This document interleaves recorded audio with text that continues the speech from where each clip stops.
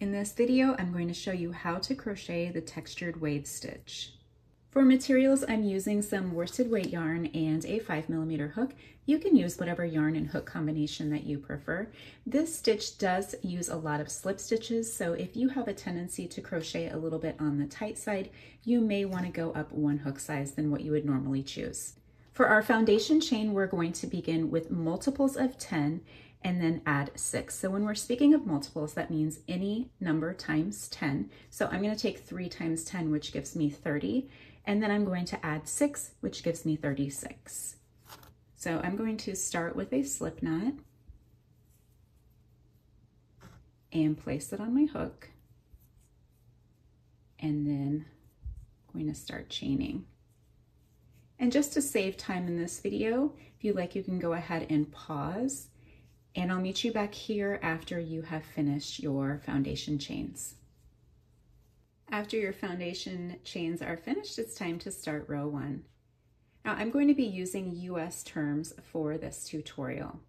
I'm going to begin with a slip stitch in the second chain from the hook, so not counting the loop that's on your hook, we're going to count over 1, 2, I'm going to insert my hook into that chain, yarn over, draw through the chain, and then draw through the loop on my hook.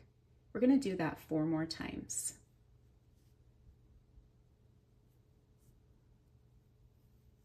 There's 1, insert yarn over, pull through, 2,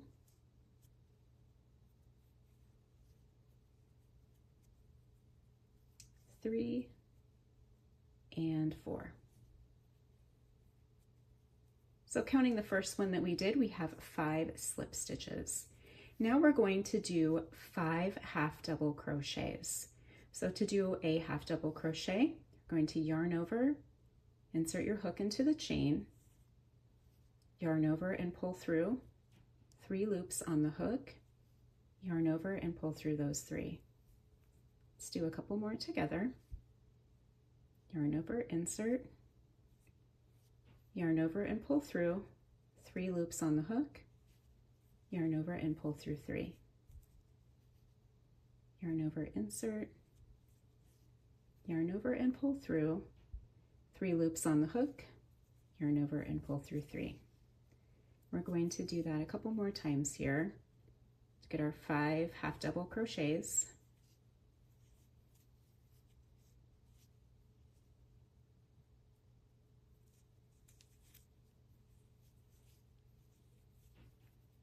And now we're going to switch back over to slip stitches again. So now I'm going to work another 5 slip stitches.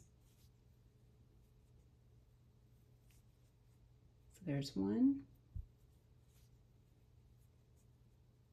2, 3, 4, and 5. And then the pattern repeat for the end of this row is just to continue with 5 half double crochets followed by 5 slip stitches until you reach the end of the row. So if you like, go ahead and pause the video and continue with the 5 half doubles followed by 5 slip stitches, and I'll meet you back here at the end of the row. At the end of row 1, you're going to see this wave-like pattern begin to emerge. Now we're ready for row 2, so we're going to flip our work over. Row 2 is the first row of our 4-row repeat, and we're also going to be working in the back loops of each stitch from this point forward. So if you would normally work a crochet stitch, you would go underneath both of these loops, underneath this V. But when we're working in the back loops, you're going to split the stitch in half and insert your hook just into that back loop.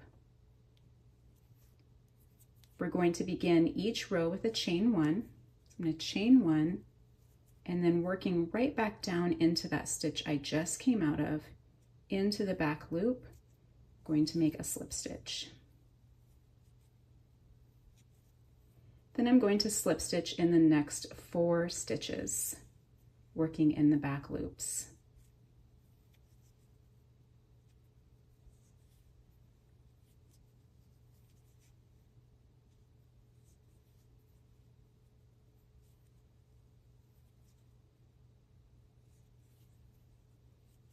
Okay, so we should have 5 slip stitches total.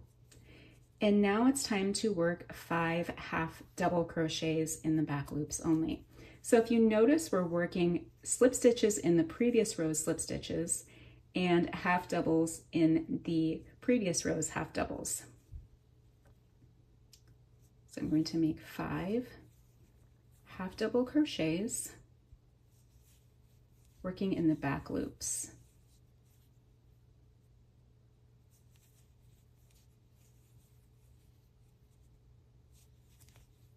Four and 5.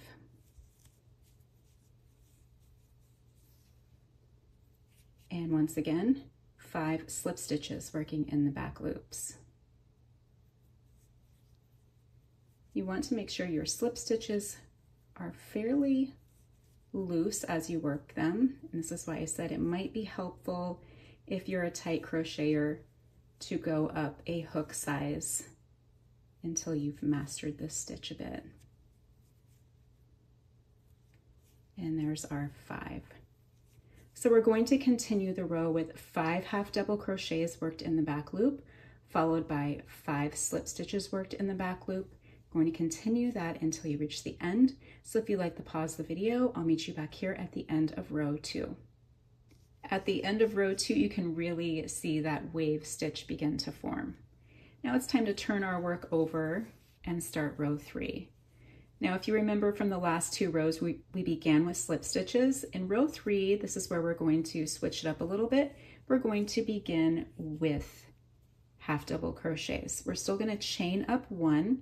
We're still going to work in the back loop only and go right back down into that first stitch, yarning over and inserting into that slip stitch, yarning over and pulling through, and then pull through 3. We're going to do 4 more of those. So this row is going to be done, we're going to call it the opposites. So we're going to begin with 5 half double crochets and then move over into 5 slip stitches. So there's my 5th half double crochet. And now on our half double crochets from the row below, we're going to work slip stitches. Once again, still working into the back loop. So if you like, you can go ahead and pause the video. I'm going to be working 5 slip stitches followed by 5 half double crochets. And when you reach the end, you should end up with 5 half double crochets. I'll meet you back here at the end of row 3. After row number 3, you can kind of see that we've evened out the top of our swatch a little bit. It's not as wavy as the bottom. For row number 4, we're going to do the exact same thing that we did for row number 3.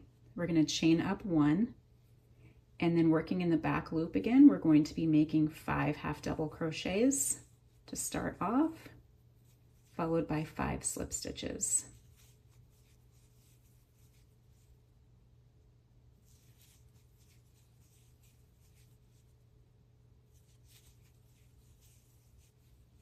So there's my 5th half double crochet. And to save time, you can pause the video and continue working 5 slip stitches followed by 5 half double crochets until you reach the end. And just like in row number 3, you're going to end with 5 half double crochets. At the end of row 4, you can begin to see those waves forming again at the top. Now it's time to flip our work over for row 5. Row 5 is the last row of our 4-row repeat, and it's going to be worked exactly like we did in row 2. So if you remember the last 2 rows, we began with half double crochets. This is going to be another opposite row where we're going to start off with slip stitches this time. So we're going to chain up 1, working in the back loops again. We're going to slip stitch into those 5 half double crochets.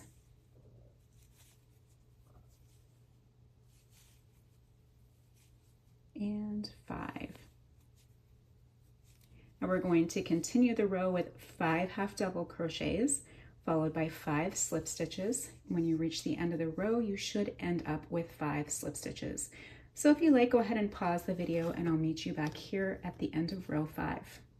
At the end of row 5, you can see once again that we've kind of flattened our swatch out a bit at the top.